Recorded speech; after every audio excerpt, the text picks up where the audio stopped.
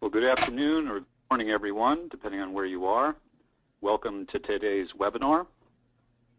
My name is Doug Spry. I'm the National Director of Communications at Learning Ally, and I'm speaking to you from just outside the Beltway of Washington, D.C. I want to welcome you to the 9th installment in our popular public webinar series. We have a very special session in store for you today with Susan Barton of Bright Solutions for Dyslexia. She'll be airing out many of the common myths about dyslexia that parents encounter when they're trying to get support and accommodations for their children. So here's what's going to happen next. I'm going to give you a very quick update on what Learning Ally is doing in educational solutions, very brief, and we're going to go straight to myths about dyslexia with Susan and wind up with Q&A in the available time. Next slide. So before we get started, here's a quick update on what Learning Ally is up to on the education front.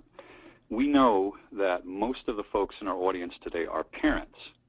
And so for parents, we know that relationships with your kids' teachers are very important to you. The Learning Ally currently serves over 7,000 schools and districts all across the U.S., and that translates to tens of thousands of students getting access to audiobook learning, support, and other resources. And essentially, we feel it's obligatory for teachers to be well-trained in appropriate instruction for all types of learners. And we're really, really big on parent-teacher collaboration.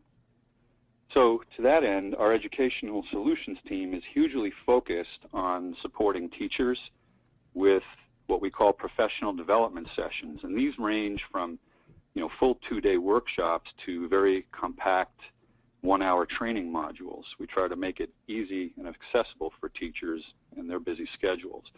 And all of these trainings cover effective strategies that teachers can use to ensure that every type of student in their classroom is given the best educational environment for their learning style and for their growth.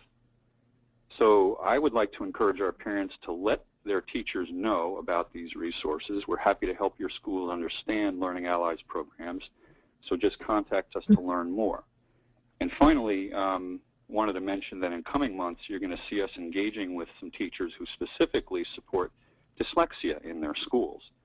And they'll be sharing with you how they teach students with dyslexia to use technology and even how to become better advocates for themselves. So I invite you to stay tuned for an upcoming webinar around that topic in the first quarter of next year. Next slide. So that brings us to our theme and our guest today. Susan Barton is an internationally recognized expert in dyslexia. She's the founder of Bright Solutions for Dyslexia, and her wisdom and help has touched the lives of literally thousands of students and their families. She's a frequent and popular speaker at national and international conferences that focus on dyslexia and reading instruction, early intervention, and RTI, and adult literacy issues. Just a few years ago, Susan was inducted into the International Dyslexia Association's Hall of Honor, where a plaque with her name now hangs in good company with other luminaries in the field like Dr. Orton, Anna Gillingham, Reed Lyon, Beth Slingerland, and other internationally recognized authorities in the field of dyslexia. So Susan, once again, welcome. Thank you for joining our webinar today, and take it away from here. Okay, thank you, Doug, for that wonderful introduction. I'm going to speak for about 30 minutes, maybe 40 at the most, while I share the common myths about dyslexia that parents will encounter and other teachers might encounter when talking to colleagues, and share with you the myths and the facts, and then open up for questions. So I assume that you're a parent who knows or suspects that your child has dyslexia. You know that it runs in families, and it's in your family somewhere. You know those classic early warning signs, and you're seeing lots of them. You may assume that teachers also know about dyslexia, but sadly, that is not usually the case. Most teachers have had no training in dyslexia, but often they don't admit that. In fact, in a recent survey quoted by the Ohio Department of Education when they passed their dyslexia law, Fewer than 14% of teachers in public schools were confident that they could recognize a dyslexic child, and yet they wanted to. In that same survey, 80% said they wanted more training on dyslexia. So here's what might happen when you ask a teacher about dyslexia, the myths you may hear and the facts. And by the way, if you're one of those wonderful teachers who is educated about dyslexia, you may run into the same things when you try to convince colleagues. And as Doug mentioned, a handout is available at the end that has links to all the facts that will refute the many myths I'm about to share. It's a 5-page handout. So moms usually become aware very early on that something's different about this child. They're usually aware as early as kindergarten, because your son is so smart and can do so many things well.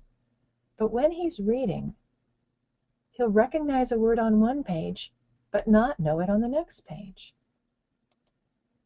And he just cannot learn to read those high-frequency sight words despite those flashcard decks night after night after night.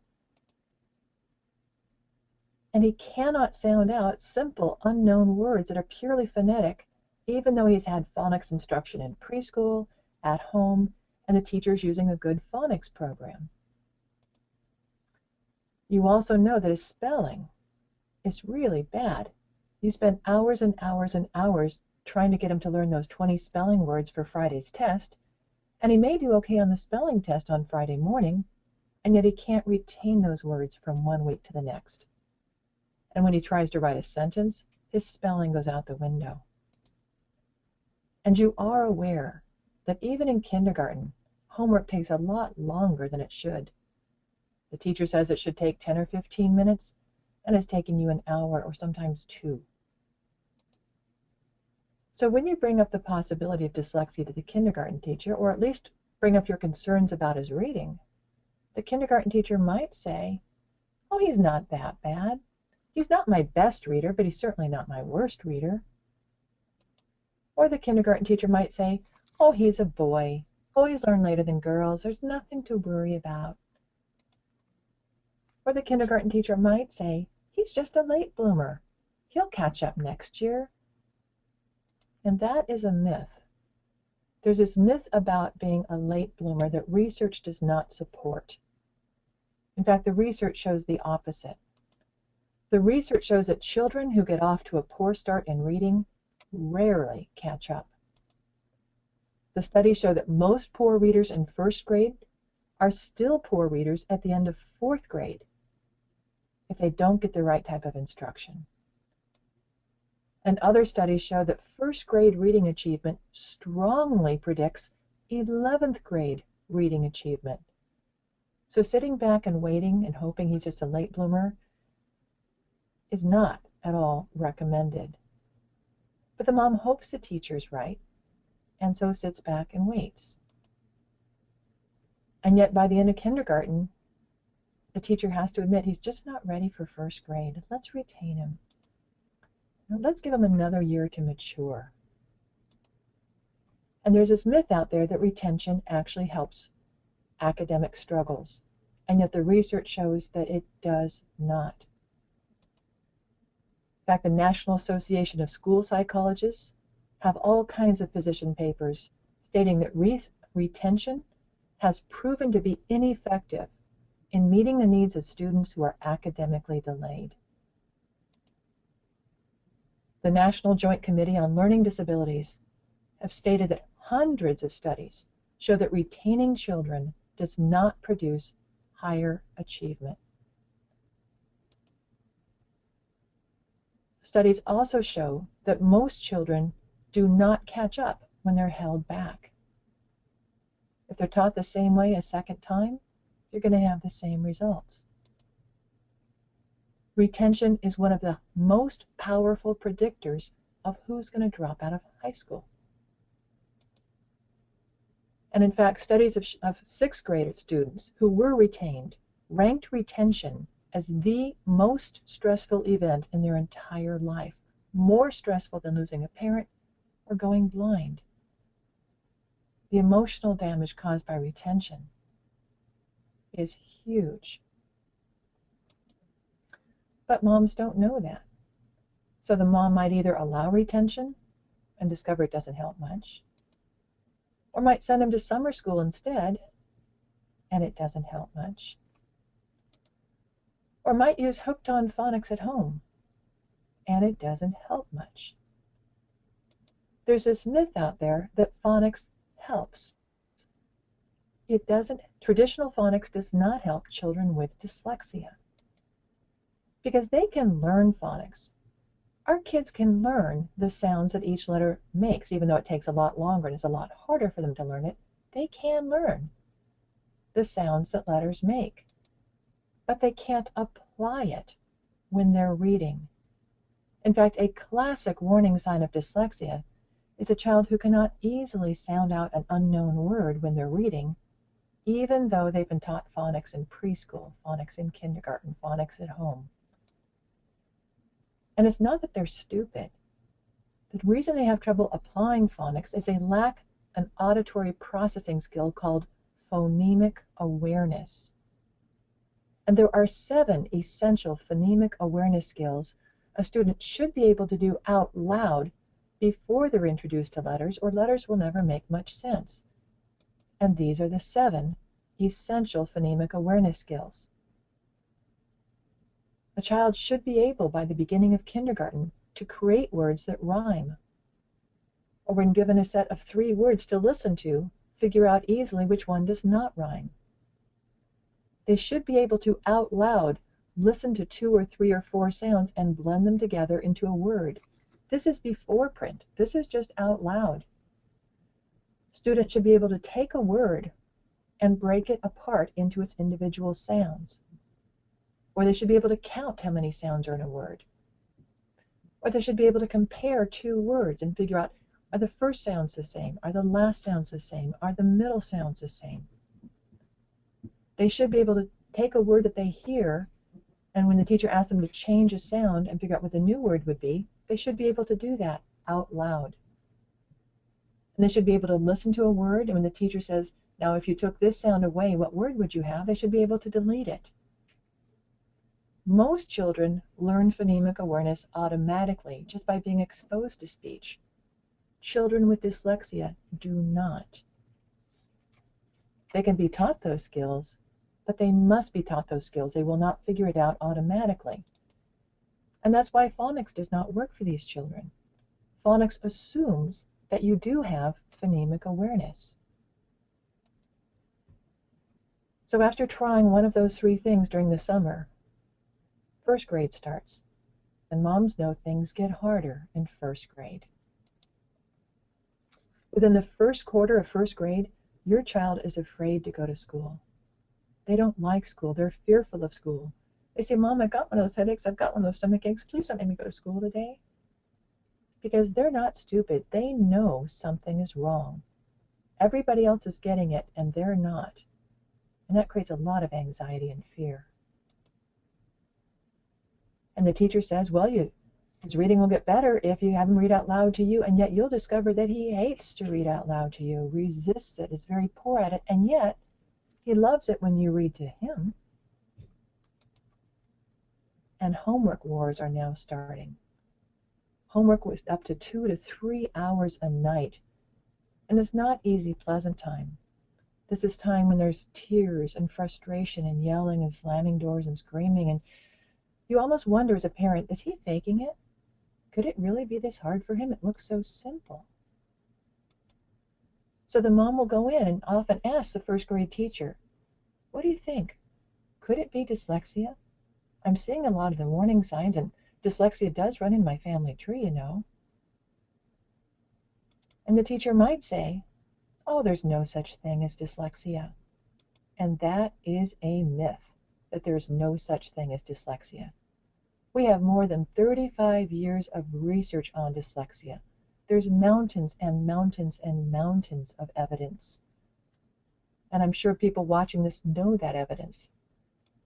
But if teachers don't, you could consider getting in one of these 2 books. There are many books on dyslexia. We have many listed on our website, but these 2 are my favorites. And they're available in paperback for not much money. You could give them as Christmas Gifts to Teachers, Overcoming Dyslexia by Dr. Sally Shaywitz, or The Essentials of Dyslexia Assessment and Intervention by Nancy Mather and Barbara Wendling. Or the teacher might say, well, dyslexia is kind of a vague term. And that is a myth. Dyslexia is not a vague term. We have a research-based definition of dyslexia, and this is what it is.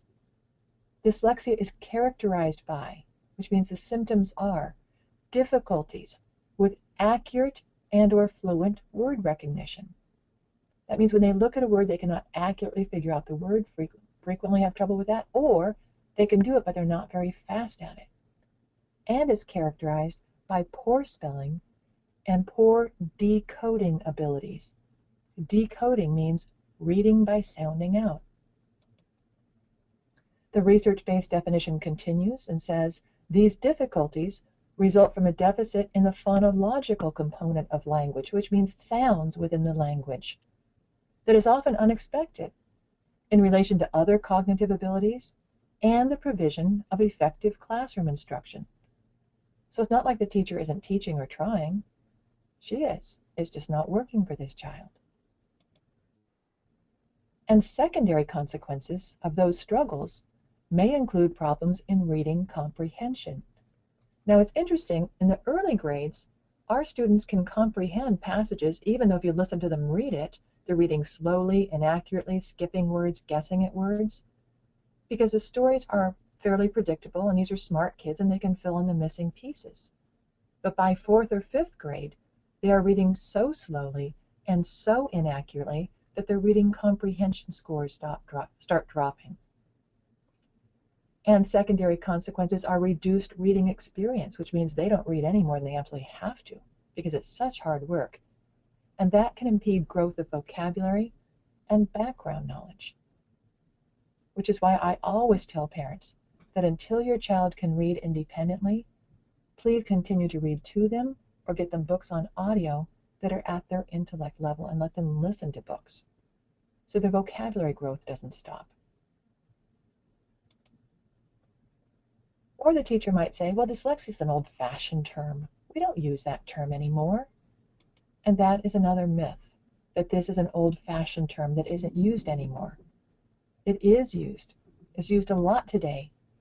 In fact, there are 8 pages of detailed information on dyslexia in the brand new DSM.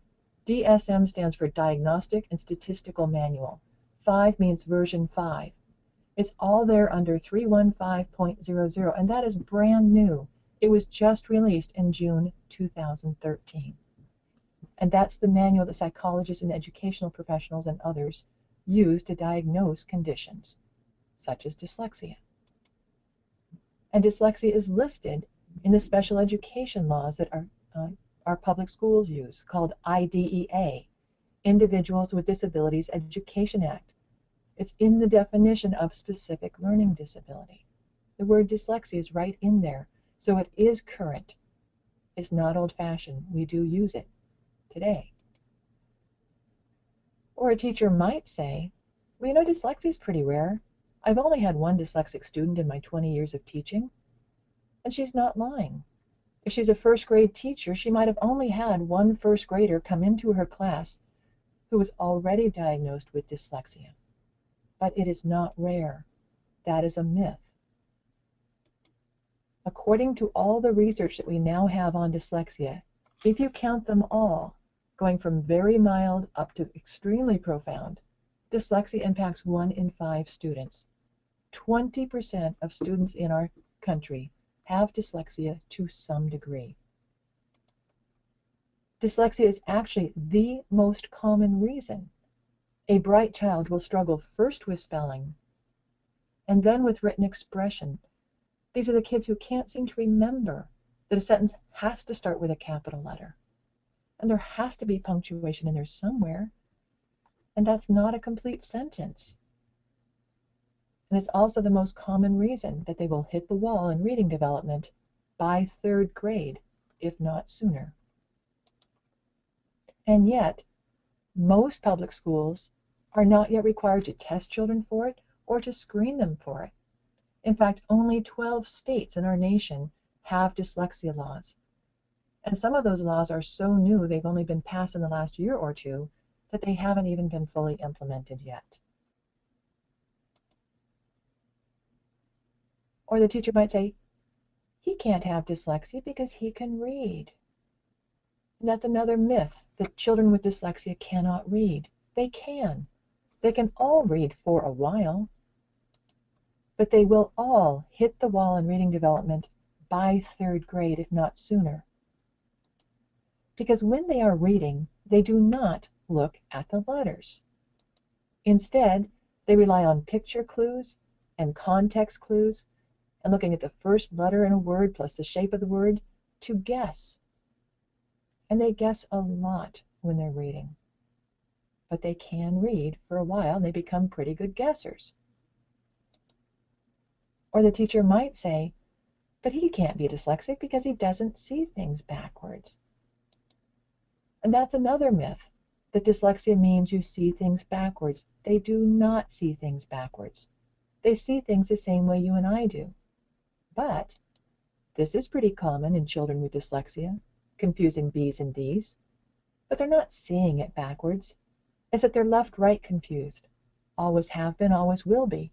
So they can't figure out which one is the B and which one is the D. And this is very common, confusing words like was and saw. And it's not that they're seeing it backwards, it's that they cannot read by sounding out. So if it's the same letters in a different sequence, how do you tell the words apart? If you can't read them by sounding out. Or the teacher might say, oh, Mom, you're worrying too much. Stop being such a worrywart. Stop being a helicopter mom. Mom, that is not true. You do need to worry. Because you have to realize that a teacher stands up in a classroom in front of 25 or 30 kids. They don't see the struggles of each individual child as much as you do when you are working on homework. Parents are often much more aware of how deeply this child is struggling academically than a teacher who has to serve 30 students at a time. Or the teacher says, well, you know, you can't compare siblings. Yes, you can, and you should. You know, they were born in the same household, they've been exposed to words and reading the same, they've gone to the same preschools, they've gone to the same schools. You can and should compare siblings. Or the teacher might say, well, maybe he has ADD. And that's another myth, that struggles with reading, writing, spelling are caused by ADD. That's not true. ADD alone will not cause trouble with reading, spelling, or writing, or the many other classic warning signs of dyslexia. But some students have both conditions. The research shows that about 40% of kids with dyslexia also have ADD or ADHD to some degree. So it's not always either or, sometimes it's both. But ADD will not cause the struggles with reading, writing, spelling. And yet, despite all those reassurances from the teacher that you're being a helicopter mom, you can't compare kids, he's a late bloomer, by the spring of 1st grade, the teacher will admit that he's struggling. So she might suggest, let's create a student study team, often called an SST. But these student study teams are called different things in different states, so they might have different acronyms. But it's a small group of teachers, usually 3 or 4, who meet to share what's working with the student, what's not working, and try to come up with strategies that might help. And that student study team might decide to suggest that you have them read more at home. That might help. And no, that's a myth. Reading more will not fix it. It will not teach him how to read by looking at the letters. In fact, just having him read more will just force him to continue to guess at words. Or the student study team might suggest, let's reduce his spelling list because he struggles so much with spelling. Well, that's a nice temporary band-aid. We'll give him some emotional relief, but reducing his spelling list will not teach him how to spell. Nor will some of the other things I see suggested on SST meeting reports, such as let's give him a multiple choice spelling test. Or let's just have him learn to spell by copying each word 5 times. Or maybe if the teacher writes the correct spelling in red on top of the wrong words on his papers, that will teach him to spell. No, it won't. We'll just teach him to be ashamed of writing because his papers come back dripping with all the red marks. Or the student study team might suggest, Mom, why don't you check him for visual processing problems? And that's another myth, that all of these struggles are caused by visual processing. Yes, of course, the first thing you should check for when a child struggles with reading, writing, spelling is, do they need glasses? How's their eyesight? But children with dyslexia usually have normal vision, or they might be nearsighted or farsighted and need glasses, but glasses aren't going to solve this because dyslexia is not a vision problem. It's a language processing problem. They're having trouble hearing sounds within words and manipulating those sounds. And that's why vision therapy will not improve their reading, writing, spelling skills. You're going through the wrong channel. There's nothing wrong with their eyes. It won't help them understand sounds. Or the student study team might say, let's put him into Tier 2 of RTI, the Response to Intervention Program, and let him work with a reading specialist. And Mom says, yay, we're going to work with a reading specialist, and that's great. Except I've discovered that most reading specialists have no training in dyslexia. And many parents don't know that Tier 2 of RTI is often just double dipping, which means the student gets more of the very same type of instruction that the teacher's doing. But the teacher's doing it 1 to 30 students, and the reading specialist does it in smaller groups, maybe of 6 to 10 students, maybe 20 or 30 extra minutes a day of the very same type of instruction. And it doesn't help very much. Or sometimes reading specialists use programs that won't help dyslexia. They'll help other children, but not our kids, such as reading recovery or Fontes and Pinnell and so on. And while the mom is trying to make sense of all this stuff at school and not be a helicopter mom and not worry too much and trust the reading specialist and do what this student study team says, she's getting flack at home from Dad. Because oftentimes Dad will say, his homework isn't that hard. He's just lazy. Stop helping him so much. Force him to finish all of it by himself. And you begin to question yourself and say, well, maybe he's right. Maybe this is just a lazy child. And that's a myth. The children with dyslexia are lazy. They are not.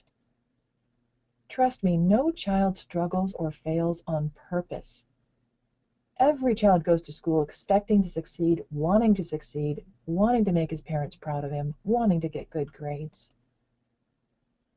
And the research shows clearly that a dyslexic child uses 5 times more brain area when reading and spelling than a child without dyslexia. Maybe that's why it exhausts them so much. Their brain is working harder than everyone else. And yet all of that effort doesn't pay off. It doesn't work, no matter how hard they try. So if you're not careful, your child will begin to worry that maybe he's just stupid. And of course he's not. So while Dad's claiming that you shouldn't help him so much, he's just lazy, Mom tries to follow that advice and see if Dad's right. So Mom tries to motivate him to work harder. She either punishes him, you can't go out for evening with playing with your friends until you finish your homework, or she bribes him. If you get an A on your report card, I'll give you $10, whatever it is. But this is not a motivation issue, and that doesn't help very much. In fact, it makes things worse. By the end of 1st grade, Mom is begging the school to please, please, please test him for dyslexia. And the teacher might say, but there is no test for dyslexia. And that is a myth, that there is no test for dyslexia. Now, it is true that there's no single test. There is no one single test that would be used to officially diagnose it.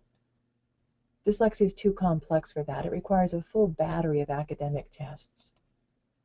But professionals who are well trained and know what they're doing can accurately test or screen for dyslexia as early as age 5.5, when they're halfway through kindergarten. And that's why new state laws are starting to require that public schools screen for dyslexia in kindergarten or the very beginning of first grade. And by the way, that's what I teach people to do at my summer seminar called Screening for Dyslexia, which is an intense 6-day, 48-hour graduate course that I only offer during the summer. Or the teacher might say, well, we can't test for dyslexia because that's a medical diagnosis. And that's another myth, that dyslexia is a medical diagnosis. No, it's not. Because there is no medical test for dyslexia. There's no blood test that can tell you if you have dyslexia. There's no x-ray. And doctors get no training on how to test for reading, writing, spelling issues. Those are considered academic issues. Also, there's no medical solution. There's no pill that's going to improve their reading, writing, spelling skills. There's no operation that's going to improve their reading, writing, spelling skills. And, by the way, that's also why medical insurance does not cover anything having to do with dyslexia. They claim, look, this is not a medical issue. This is an educational issue. And in a way, they're right, because the testing for it is educational and the solutions are educational. Teach them to read, write, and spell differently.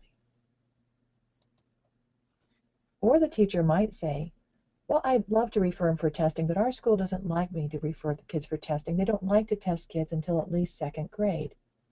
And she's not lying. But there is this myth out there that parents have to wait until second grade, that there's no testing available until second grade. That's not true.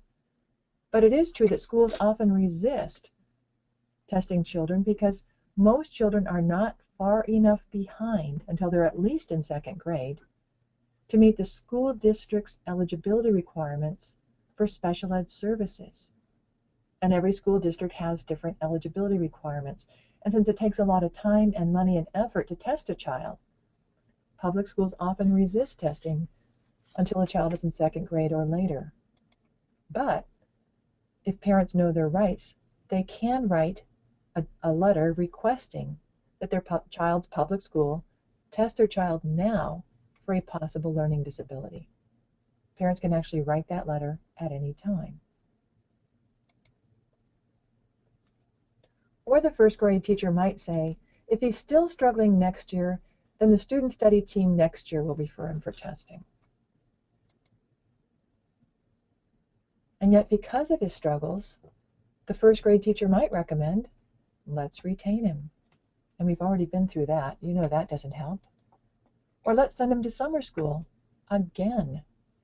And summer school doesn't help much. So instead, the mom will do something different this year.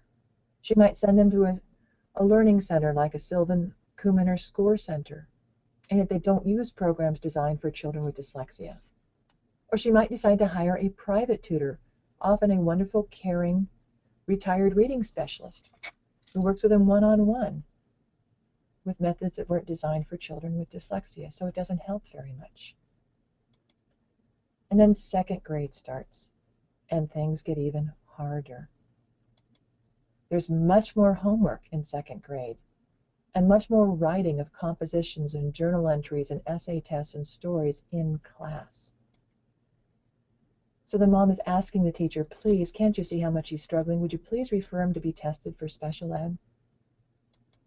And the teacher might say something like, oh, he's too smart for special ed. And that is another myth, that somehow you're too smart for special ed. IQ is not related to dyslexia. It doesn't mean you're dumb just because you struggle with reading, writing, spelling. In fact, you can have an IQ in the gifted range and be dyslexic and struggle with reading, writing, spelling. You can have an IQ in the average range and have dyslexia and struggle with reading, writing, spelling.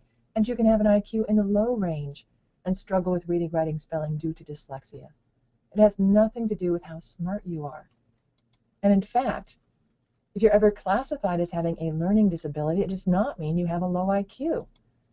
Because if your IQ is truly low, you'd be classified differently. You'd be classified as having an intellectual disability. You wouldn't end up with LD or learning disability or specific learning disability. There has to be a difference between your IQ and your achievement in order to get that type of classification. Or the teacher might say, he doesn't have a learning disability, he's just slow. Or, he doesn't have a learning disability, he just won't try anymore. Oftentimes my children will stop trying because all their effort never pays off. Why try? And the problem is, if the teacher thinks he's not trying hard enough, what the teacher's really saying is the teacher thinks he's lazy. And if that's what a teacher thinks, the teacher may try to cure his laziness. And teachers know how to cure laziness. Publicly humiliate him. That'll motivate him to do better. Have him stand up and read out loud to the class. Force him to participate in a spelling bee. Hold up his paper that you've graded and stripping in red as an example of what happens if you're too lazy to study. And this is not laziness. Or the teacher might try to punish him out of his laziness. Keep him in at recess. Or don't let him participate in fun Fridays. And that will cure laziness. But this is not a lazy child. This is a dyslexic child. And it won't help. It will make school even worse. Or the teacher might say, instead of testing, let's have another SST meeting. And you do. And the SST says, well, let's move him from tier 2 of RTI into tier 3 of RTI, which is much more intense instruction, a much smaller group, often groups of 2 or 3 students. And instead of doing double dipping more the same, they now start using a different reading program. And they promise that if he fails tier 3, then we'll refer him for special ed testing. So the mom sits back and waits. But in the meantime, because school is so hard, the mom says, well, while we're waiting to see whether he responds to RTI or not, would you please, teacher, provide just a few simple accommodations? Like, could you please redo some of his homework assignments? Because we're spending 3 and 4 hours a night, every night, on homework. Or when he writes in class, would you please grade his in-class papers on content only? Just ignore his spelling and penmanship and lack of capitalization and punctuation, because his content is terrific. Or, I'm helping him a lot at homework time. Writing just takes forever. I'd like to act as a scribe and just let him tell me what the answer is and I write it down for him. And I promise, teacher, I won't change his answer. If he tells me the wrong answer, I'll write it down. Would you please just accept dictated homework? And some teachers are more than willing to do that. But some teachers might say, I can't provide accommodations because I can't change the curriculum. Or the teacher might say, but accommodations aren't fair. If everybody doesn't need them, nobody should get them. It's not fair to treat some students differently than others. Or some teachers might even claim that accommodations are a crutch. They'll make him lazy. If I don't force him to do it now, he'll never get any better. And those are all myths about accommodations. Here are the facts about accommodations. Accommodations do not mean changing the curriculum. It just provides a way for this child to access the curriculum, such as textbooks on audio. Don't change the curriculum. He's still learning what's in the textbook, but he's reading it through his ears instead of through his eyes because he doesn't know how to read it through his eyes yet. It's the same textbook. It's the same curriculum. And accommodations are fair. Fair does not mean treating everybody the same. Fair means providing each child with what they need to have a chance, just a chance, to succeed. It's what differentiated instruction is all about.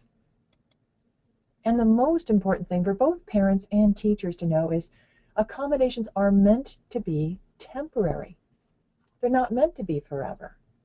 They're only needed until he gets the right type of instruction and the skill gap is closed. Trust me, no child will use accommodations any longer than they absolutely have to. I mean, have you ever known a child who had a broken leg and had to use crutches that continued to use crutches once the cast was off and they could walk again? What is so important for parents and teachers to know is No child wants to have accommodations. Our dyslexic kids would rather not have them. They'd rather be able to read, write, and spell like everybody else. But they won't be able to do that until they get the right type of instruction. So by the middle of second grade, your son has now failed at Tier 3 of RTI. So another SST meeting is held, and the team finally agrees to refer him for special ed testing. The testing results are presented, say, in April, towards the end of April, and he qualifies for special ed services. But because it's so late in the year, by the time we agree to an IEP, the services won't start until next year. They'll start in September. But the teacher notices on the IEP there are only 2 or 3 goals, and there's no methodology saying how are you going to achieve the goals. And there are very few accommodations that a parent may know their child needs. So they sign the IEP, but during the summer, the mom might pursue getting outside testing, say from an educational psychologist to find out, is it dyslexia or not? And the educational psychologist, if they're well trained, will be able to prove dyslexia and will assign one of these diagnostic codes, often all 3. A specific learning disorder of 315.00 with impairment in reading/dyslexia, plus often 315.2 with impairment in written expression. And sometimes their struggles with math are significant enough, they might also get 315.1 with impairment in mathematics.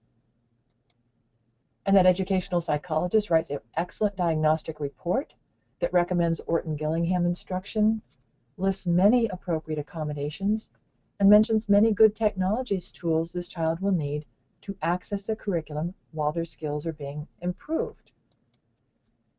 And when a mom shares this with relatives over the summer, oh, guess what? I now know for sure it's dyslexia. I'm so thrilled. Relatives might say, well, don't tell him. It might make him feel bad. And that's another myth, that you shouldn't tell the child they have dyslexia. Oh my goodness.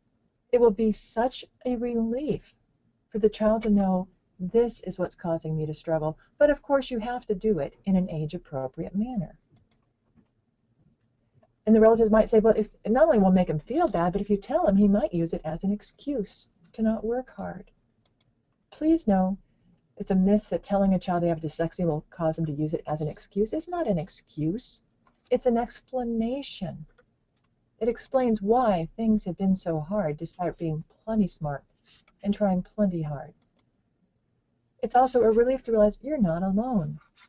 20% of people in our country have this to some degree. Many relatives you know have this. Many famous and successful people have this. And it gives them hope. Now that we know your problem is caused by not hearing sounds very well, we know how to improve your reading and spelling, and we'll get you the right type of instruction immediately. And with these accommodations, school will be much better next year. What a relief that is to a child. And in fact, not talking about dyslexia, keeping it a secret, makes it seem like it's something shameful. And it's not. So in the fall of 3rd grade, when mom shares that excellent diagnostic report with the school might claim, well, we don't have to follow those recommendations. We can't put methodology on an IEP. Or we don't have to put methodology on an IEP because our special ed teacher does a little Orton-Gillingham, does a little bit of this, does a little bit of that. Or, well, we don't agree with those accommodations. So we're going to let our teachers observe him for 6 weeks and get used to him and see what he can do, and then they'll decide which accommodations he needs. Or the school might also claim that you can't have spelling as a goal. You can't teach spelling. You're either born a good speller or you're not. And that's a myth. Or he doesn't need technology tools. Mom, if you accept that, your child's skills will not improve much.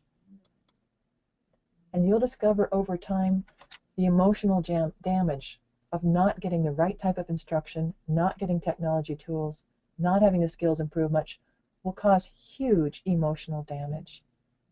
It will lead to anxiety or depression or acting out behaviors, or becoming the class clown, or becoming very angry, and it will put your child at high risk of dropping out. And even if you accept their minimal goals, their 2 or 3 goals with no methodology, if he does not meet the IEP goals, often the school will just try to lower your expectations. Well, maybe those goals were a little ambitious. Let's lower them this year. He does have a learning disability, So instead, Mom, you must take action. Either learn the special ed law so you can become a better advocate yourself. And one of the best books I've ever read, designed for parents on how to be a more effective advocate, is called From Emotions to Advocacy by Peter Wright of Wright's Law. Or learn from other moms who've already been through this journey. Join one of those decoding dyslexia groups that are now in at least 40 states across our nation. Moms who've been through this journey are happy to share what worked for them. Or you can hire a professional advocate or an attorney to help you out in dealing with a public school. But please, moms and dads, get outside private tutoring while you are waiting and trying to negotiate with the school, so that his skills will not continue to drop as it takes 2 or 3 or 4 or perhaps even more months of negotiating with the school to try to get them to do the right thing. And if the public school ever agrees to do the right thing, then you can stop the private tutoring and let them take over. If you're not willing to do that, and that's a big load for a parent to undertake, then you need to give up on the public school system and consider moving your child to a better teaching environment, a more flexible, caring environment, which could be one of the following. It might be a flexible private school, such as a Montessori school or a Waldorf school or a Christian school or Catholic school or Jewish school. Now, those private schools usually do not know any more about dyslexia than a public school, but they're usually a lot more flexible and a lot more caring about the child themselves instead of rigid academic standards. And although they don't have school psychologists and they don't have special ed and they often don't have learning or reading specialists, they're often more than happy to have a parent bring a private tutor onto campus during the school day and let him out of regular reading instruction and get the right type of instruction during his day instead of after school when he's really tired. Or, if there are any private schools for dyslexic children in your area and they have openings and you can afford them, that can be a much better environment. Or you could consider homeschooling, which isn't the right option for everyone, but it can be an option for a year or 2, so that you stop the daily public humiliation while you get intense tutoring to get his skills up as quickly as possible. So, if you want a handout with links to the facts that refute these myths, you can send me an email.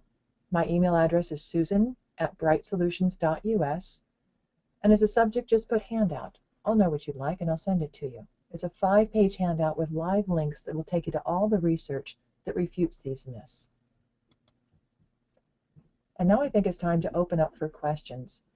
But by the way, if we don't have time for your particular question, you're welcome to contact me later, and I'd be happy to answer it myself at a later time. You can either send it to me by email, and my email is susan@brightsolutions.us, or you're welcome to call me at 408-559-3652. I am at that number from 6 a.m. to 6 p.m. California time, Monday through Friday, and frequently in the afternoons on the weekend as well. So I'm going to turn this presentation back over to Doug Spry, who I believe has been collecting questions that you've been turning in, and he'll ask me the questions and I'll do my best to answer them. So go ahead and take it away, Doug. Thank you, Susan. Thanks a lot. That was rocking. And as Jenny, my colleague Jenny Falke and Austin switch desktops for our Q&A session, I'll mention that we may take this a little past the 2 o'clock hour, if that's okay, because we did get a lot of questions in, even before the webinar started. And I want to assure everyone that, although there are indeed more than we'll have time for in this session, we will most certainly post the ones that we couldn't get to, and Susan will dutifully answer them They will be posted along with the webinar recording that people can enjoy on demand. And I want to thank the over 1,000 people that responded with either requests for the live session registration or for the on-demand session. That shows that there's a great hunger out there, and I think your presentation really, really spoke to a need that is quite palpable. So let me share a question that came in even before the webinar from Kelly in Montana. She sets up her question by saying, she's trying to bring some awareness about dyslexia to her community. She's often told what dyslexia is. For example, one of your myths came up, oh, that's where people see letters upside down and reversed, etc. She says, I always have to smile and take a deep breath before I remark, but I would like to have a better tip of the tongue response, and I'd like to be graceful in my response so I can keep people interested and engaged and not really shut them down. The question for you from Kelly is, how do you, in a concise sentence or two, explain dyslexia so that people have a better idea of the way the brain is wired differently, the 20% who are dyslexic, their approach to problem solving, the scientific reason that they process language differently, and the strengths they often enjoy because of their dyslexic minds? How do you kind of boil it down to something concise that is really accessible for people and positive?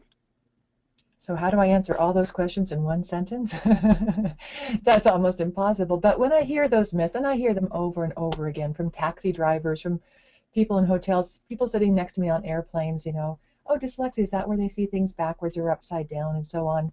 I smile and I say, well, many people believe that, but it turns out that's a rumor that's not true. The research shows that, and then I give them a 1 or 2 line of the research, and then stop talking and see if they want to ask more questions. And that's a way to really engage them into a deeper conversation. Right, a two-way conversation. Yeah. That's great, thank you. Here's one that came in. My child goes to the nurse's office at least twice a week during reading class because he gets so stressed out. The school has not been able to help. What can we do? Well, this is where you need to talk to his teacher and try to negotiate for some simple accommodations. For example, the teacher is usually probably aware by this time of year how much your child is struggling with reading, and how she may not be aware of how much it embarrasses him or humiliates him or makes him afraid to go to school because he's sitting there all reading class long, worried that she might call on him to read out loud in class.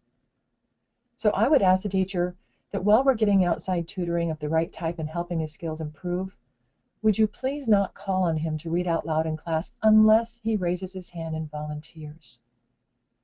And I'll let him know that you're not going to call on him to read out loud in class unless he volunteers, so that he doesn't have to sit there in a state of fear, worrying about if you're going to call on him next, and he can actually relax and listen to the other kids read out loud, hear the story, and then be able to participate in conversations about it. Excellent. Here's another one. My son's school does not let students participate in sports if their GPA falls below 2.0. Now, my son's GPA is 1.7, and I've tried explaining that he struggles with dyslexia, but they won't let him play sports. What can I do? I think at that point you probably need a professional advocate or an attorney to work with you. I think those types of policies are outrageous because oftentimes dyslexic children's gifted area is athletics, and they can do very well, and they can get onto professional teams and often go to college on athletic scholarships. And it may be the only thing that makes it worthwhile going to school at all. So I would encourage that parent to get a professional advocate or attorney to work with you in the school to try to force that policy to change. Great. Another question. Have you seen any examples of really good collaboration between teachers and administrators and parents? I'm sure there are good examples that you've come across, and I wonder, without naming names, if you might describe anything that you've seen that's really positive taking place in the school environments. Oh, yes. I find as more and more teachers are learning about this, more administrators are learning about this, they're pulling together and working as a team to get kids screened early, even though their state might not have a law that requires it, to provide the right type of instruction on campus for free.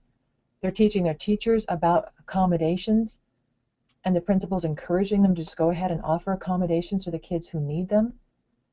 They're looking at technology tools on iPads and other devices and making them available. So I have lots of examples of schools that are enlightened and doing wonderful things. But sadly, they're still in the minority. We can keep pushing that envelope. My dyslexic son also struggles with math. Are math struggles related to phonemic awareness? Could his problems be connected? That's a great question. Math problems are not directly related to phonemic awareness and hearing sounds, but dyslexia does cause trouble in math in certain ways. Now, children with dyslexia usually like math, and they easily understand math concepts, but dyslexia makes it very difficult to memorize math facts. So to add and subtract, they often can't remember their math facts, but they can count quickly on their fingers.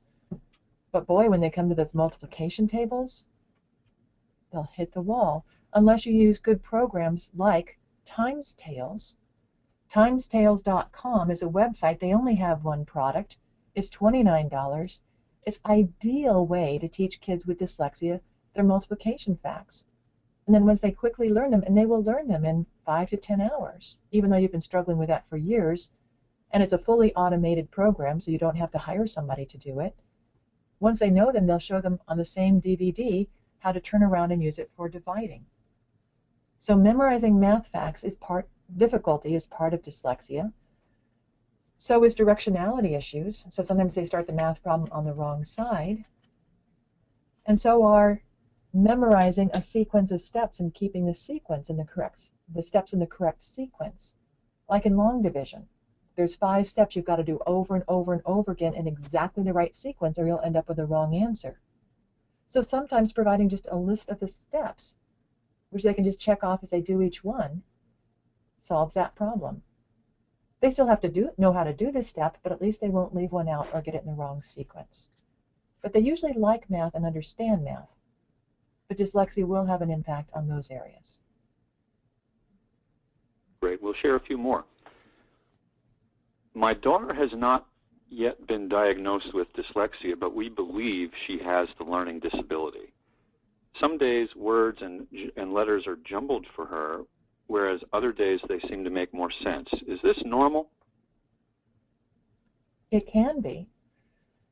The symptoms of dyslexia will look better or worse depending on a child's exhaustion level, their stress level.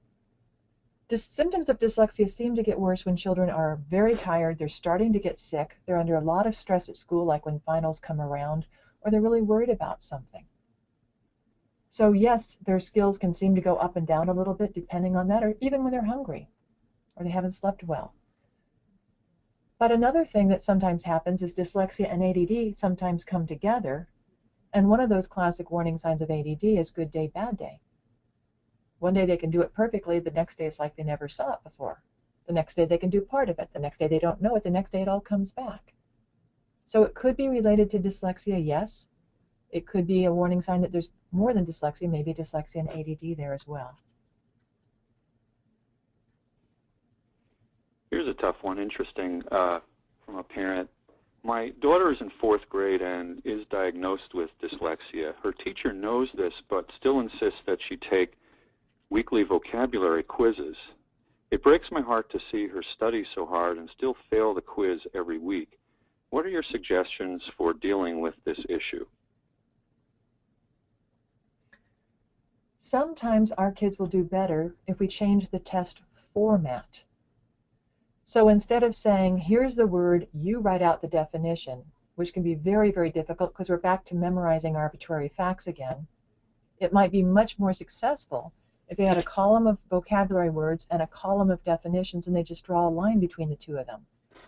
So then I don't have to remember how to spell it, and I'll recognize the right answer even though I might not be able to retrieve it with words. So you might want to negotiate with changing the test format. Okay. I think I'll float two more by you, okay? Because we're past the 2 o'clock hour, but it looks like almost everyone who logged on with us is still here. This is great. Does computer usage help or exacerbate fatigue caused by reading? Would increasing visual reading practice help? Increasing reading practice when you don't yet know how to read by looking at the letters will not help.